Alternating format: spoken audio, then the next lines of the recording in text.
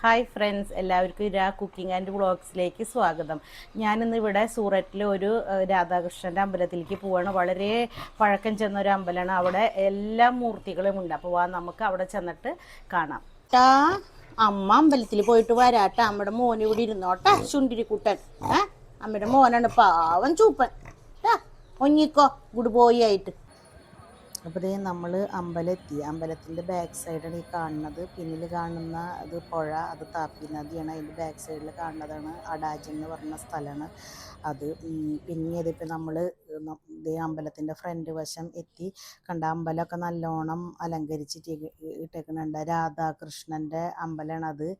നല്ല ഒരു 32 വർഷം എത്തിയ ഒരു അമ്പലമാണ്. എല്ലാ മൂർത്തികളും ഉണ്ട് ഇതിൽ. അമ്പലമൊക്കെ ഇവിടെ ഞങ്ങൾ വൈകുന്നേരം ദീപാരാധനയ്ക്ക് മുന്നായിട്ടാണ് അവിടെ എത്തിയത്. ഇതിന് മഹാരാജപ്പനെ കണ്ടു. ഞങ്ങളിവിടെ വരുന്ന കാരണം മഹാരാജന് ഞങ്ങളെ പരിചയമാണ്. അമ്പലത്തിൻ്റെ എൻട്രിയിൽ ഒരു സൈഡിൽ ഗണപതിയും ഒരു സൈഡിൽ ഹനുമാനുമാണ്.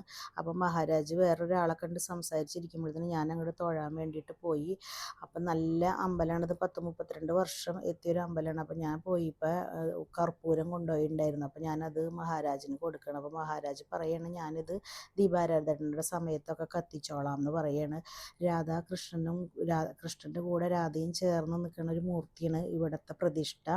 അങ്ങനെ അമ്പലമൊക്കെ നല്ല ഭംഗിയുണ്ട് ഇവിടുത്തെ അമ്പലം കാണാനായിട്ട്. ഇനി എല്ലാ മൂർത്തികളും ഇവിടെ ഉണ്ടെന്നുള്ളതാണ്. ഈ അമ്പലത്തിൽ വന്നാൽ നമുക്ക് എല്ലാവരും തൊഴാൻ പറ്റും. ഇപ്പോൾ ദുർഗാദേവിയുടെ ദീപാരാധന നടന്നുകൊണ്ടിരിക്കുകയാണ്. നല്ല ഭംഗിയാണ്. നമ്മുടെ നാട്ടിലിങ്ങനെ ദുർഗാദേവിയുടെ മാത്രമായിട്ടുള്ള അമ്പലങ്ങൾ ഞാൻ കണ്ടിട്ടൊന്നുമില്ല. ഇനി ഇവിടെയാണ് ഞാനിങ്ങനെ കണ്ടേക്കണത്. ഇവിടെയുണ്ട് ഇത് ഹനുമാൻ്റെ പ്രതിഷ്ഠ.